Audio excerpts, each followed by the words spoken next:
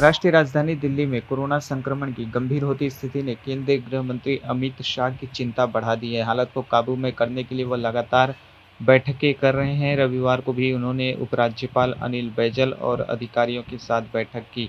मुख्यमंत्री अरविंद केजरीवाल और उप मुख्यमंत्री मनीष सिसोदिया भी वीडियो कॉन्फ्रेंसिंग के जरिए बैठक में शामिल हुए। केंद्रीय गृह मंत्रालय के मुताबिक बैठक में दिल्ली में कोरोना कंटेनमेंट रणनीति पर उपाय सुझाने के लिए गठित डॉक्टर वीके पॉल समिति की रिपोर्ट प्रस्तुत की गई। रिपोर्ट के अनुसार कंटेनमेंट जोन में नए सिरे से मैपिंग कराने, इनकी सीमा पर और इनके अंदर की गतिविधियां पर सख्ती से निगरानी और नियंत्रण रखने का सुझाव दिया गया है। एक हफ्ते के भीतर केंद्रीय गृह मंत्री की इस तीसरी बैठक में स्वास्थ्य मंत्री डॉक्टर हर्षवर्धन, केंद्रीय स्वास्थ्य सचिव प्रीति सूदान और कई अधिकारी भी शामिल हुए। बैठक में और कई अन्य अहम फैसले किए गए हैं।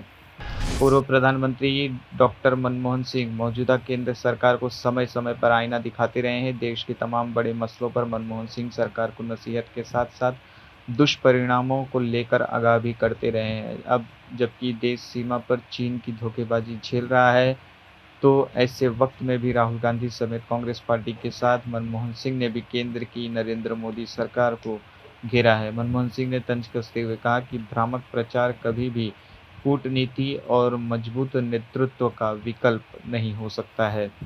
राज्यसभा चुनाव में बीजेपी एक के बाद एक लगातार जीत दर्ज करती जा रही है। इसके बावजूद बीजेपी ही नहीं बल्कि एनडीए गठबंधन राज्यसभा में बहुमत के आंकड़े को हासिल नहीं कर सका है। 8 राज्यों की 19 राज्यसभा सीटों पर शुक्रवार को आए चुनाव नतीजे में बीजेपी को 8, कांग्रेस को 7 सीटें मिली हैं, जबकि बाकी 7 सीटें जो हैं क्षेत्रीय दलों के खाते में गई है। इस तरह से बीजेपी को उच्च सदन में बहुमत हासिल करने के लिए अभी और इंतजार करना पड़ेगा। हालांकि 1990 के बाद से उच्च सदन में किसी एक पार्टी को बहुमत नहीं मिल सका है।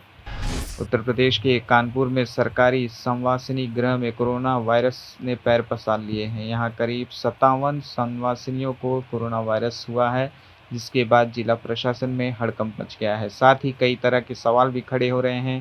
कांग्रेस नेता प्रियंका गांधी वाड्रा ने इस मसले पर राज्य सरकार पर निशाना साधा है और इसे घोर लापरवाही बताया है।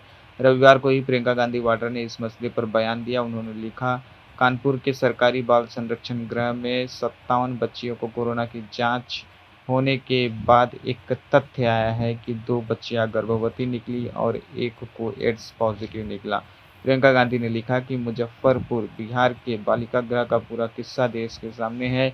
यूपी में भी देवरिया से ऐसा मामला सामने आ चुका है। ऐसे में पुनः इस तरह की घटना सामने आना दिखाता है कि जांच के नाम पर सब कुछ दबा दिया जाता है, लेकिन सरकारी बाल संरक्षण गृहों में भी बहुत ही अमानवीय घटनाएं घट रही हैं। भारत और चीन के बीच इन दिनों बॉर्डर पर विवाद चल रहा है। इस बीच रक्षा मंत्री राजनाथ सिंह आज रूस के मॉस्को के लिए रवाना हुए। राजनाथ का ये दौरा 3 दिनों का होगा, जहां पर वो रूस की विक्ट्री डे परेड के 75 साल पूरा होने के पर कार्यक्रम में हिस्सा लेंगे। खास बात यह है कि इस दौरान यहाँ पर चीन के प्रतिनिधि मंत्री भी शामिल होंगे, लेकिन राजनाथ सिंह उनसे मुलाकात नहीं करेंगे। अब खबरें पाइए सबसे पहले हमारे मोबाइल न्यूज एप्लीकेशन पर। एंड्रॉइड या iOS प्लेटफॉर्म पर जाइए, HW न्यूज नेटवर्क को सर्च कीजिए, डाउनलोड कीजिए और अपनी सुविधानुसार भाषा का चयन कीजिए। खबरों की भीड़ में अपने काम की खबर पाते रहिए।